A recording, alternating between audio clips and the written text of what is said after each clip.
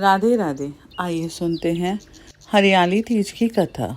पुराणों के अनुसार माँ पार्वती ने अपने पूर्व जन्म में भगवान शंकर को पति रूप में प्राप्त करने के लिए हिमालय पर गंगा तट पर अपनी बाल्यावस्था में अधोमुखी होकर घोर तप किया। इस दौरान उन्होंने अन्न का सेवन नहीं किया, काफी समय तक सूखे पत्ते चबाकर काटे। फिर कई वर्षों तक उन्होंने केवल हवा ही ग्रहण कर जीवन व्यतीत किया। माता पार्वती की यह स्थिति देखकर उनके पिता अत्यंत दुखी थे।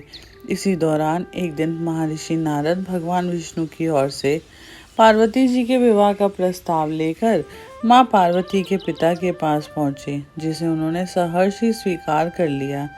पिता ने जब बेटी पार्वती को उनके विवाह की बात बताई तो वह बहुत दुखी हो गई और विलाप करने लगी।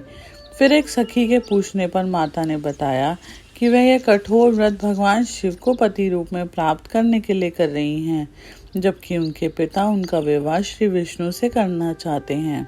तब सहेली की सलाह पर माता पार्वती घने वन में चली गई और वहां एक गुफा में जाकर भगवान शिव की आराधना में लीन हो गई।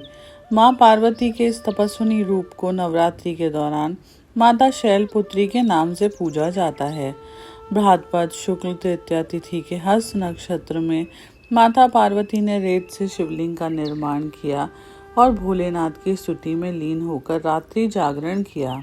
माता के इस कठोर तपस्या से प्रसन्न होकर भगवान शिव ने उन्हें दर्शन दिए और इच्छानुसार अपनी पत्नी के रूप में स्वीकार कर लिया।